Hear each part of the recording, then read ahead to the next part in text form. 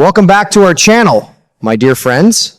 There is something so incredibly special about the summertime in Port Charles.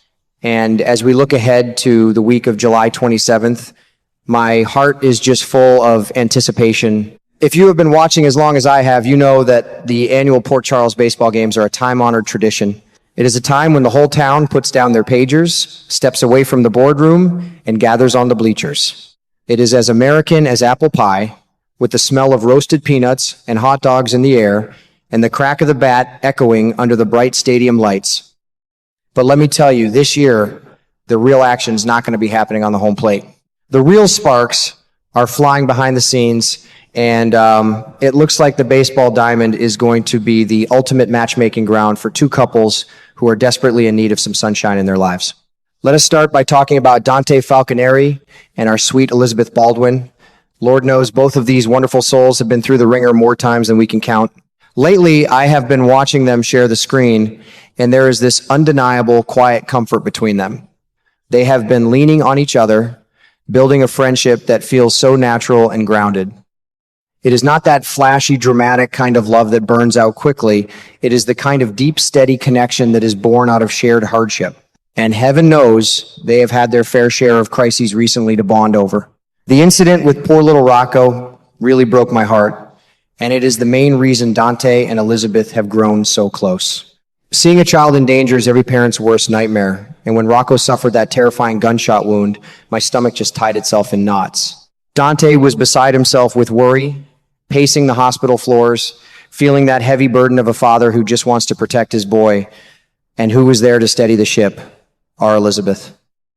She was one of the medical professionals who treated Rocco, and she handled the situation with such grace, professionalism, and maternal warmth.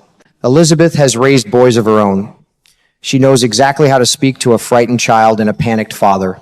The way she looked at Dante during that ordeal, offering him a lifeline of hope, just made me realize how perfectly her calm energy matches his protective nature. But what really has me scratching my head is Lulu Spencer's bizarre behavior during this whole terrible ordeal. I almost fell off my chair when I heard Lulu trying to brush off Rocco's injury by claiming it was just a cut from a kitchen knife. A kitchen knife, can you imagine? Any mother in her right mind would know the difference between a kitchen mishap and a wound from a firearm. It makes me wonder what on earth Lulu is trying to hide or who she is trying to protect. It is just so reckless, and it puts Dante in such a difficult position. He needs a partner he can trust, someone who lives in reality, not someone who spins wild tales when their child is hurt. And then we have Isaiah Gannon, who ended up at Lulu's house to treat a nasty infection from a ferret bite. It is all just so chaotic over there. Between the wild stories, the strange animal bites, and the lack of accountability, Lulu's household feels like a circus right now. Contrast that with the peaceful, nurturing environment Elizabeth provides, and it is clear as day why Dante is gravitating toward the hospital instead of his ex. Dante needs stability, and Elizabeth is the very definition of a safe harbor in a storm. I was flipping through the latest issue of Soap Opera Digest the other day, and I saw a behind-the-scenes photograph that just warmed my soul. It showed Dominic and Rebecca, in character, as Dante and Elizabeth, having the absolute best time at the upcoming baseball games. The smiles on their faces were so genuine, reaching all the way to their eyes. You can just feel the chemistry radiating off the page. They were laughing, relaxed, and looking like two people who truly enjoy each other's company without any heavy baggage weighing them down. It was a breath of fresh air. Now, I know full well that Elizabeth is currently seeing Rick Lansing again. Oh, Rick. Bless his heart, but we all know his track record. Rick is a man who loves deeply, but he loves with a dark, suffocating kind of grip. He is her ex for a reason, and while people can change, Rick always seems to fall back into his old habits of jealousy and manipulation. As Dante and Elizabeth get closer over the peanuts and Cracker Jacks at the baseball field, I can already see the storm clouds gathering in Rick's eyes. He is going to be watching them from the stands, and this new connection is going to drive him absolutely up the wall. Rick is slipping into a state of deep obsession, terrified of losing Elizabeth again, and frankly, his jealousy might just be the thing that pushes her right into Dante's waiting arms. Dante and Elizabeth just make sense together. They are two adults who communicate and respect each other, something Rick has always struggled to do. Now, let us switch gears and talk about the other duo that has me glued to my television screen, Dr. Britt Westbourne and Tristan Roberts. If Dante and Elizabeth are a slow, comforting burn, then Britt and Tristan are a roaring bonfire of frustration and undeniable tension. We all remember how Britt can be when she gets her feathers ruffled, and her introduction to Tristan was nothing short of a disaster. It all started over at Bobby's place, and it was a mess from the word go.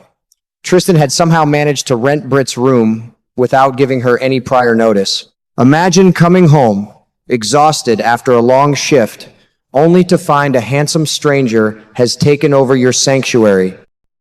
To make matters worse, Carly Spencer, who never met a situation she could not make more complicated, had already gone ahead and packed up all of Britt's belongings. I could feel Britt's humiliation and fury right through the screen.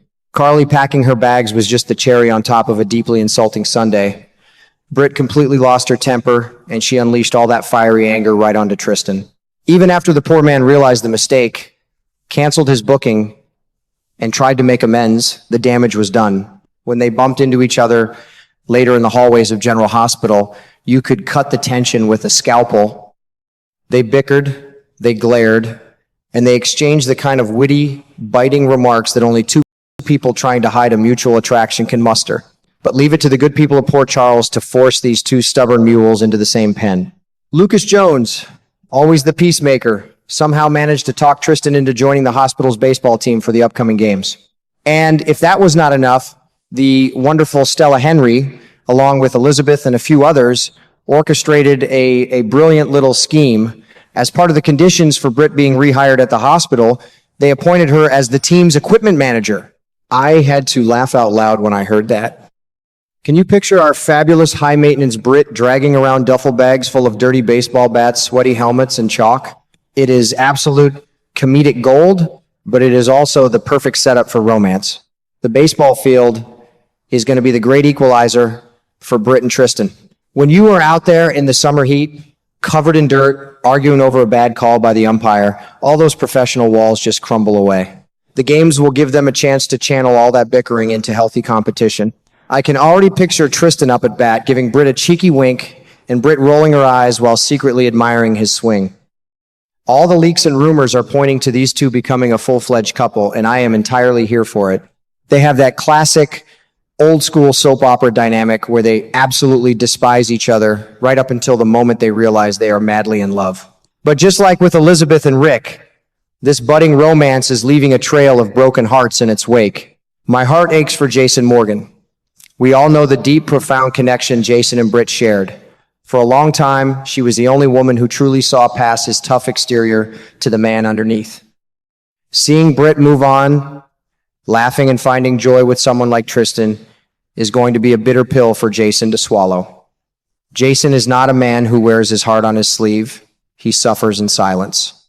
But this new development is plunging him into a fresh state of quiet agony and obsession. He is going to be watching from the shadows, wrestling with the fact that he might have lost his chance with her forever. It is a tragic, beautiful kind of heartbreak that makes for the best television. And, it is funny how history has a way of repeating itself in Port Charles. This is certainly not the first time the annual baseball games have served as a backdrop for a great love story. Those of us who have been watching for years remember vividly when Sonny Corinthos and Justine Turner first crossed paths at these very games.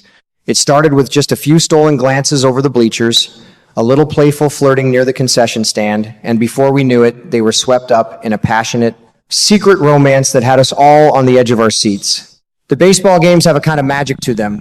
They strip away the mob drama and the hospital politics, leaving just men and women looking for connection under the summer sky.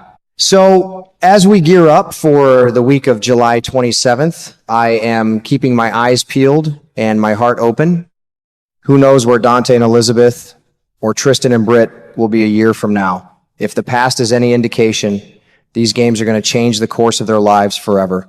We are in for a season of new beginnings, bitter jealousies, and the kind of sweeping romance that keeps us coming back day after day. I cannot wait to see how it all unfolds, and I am so glad I get to share every thrilling moment of it with all of you.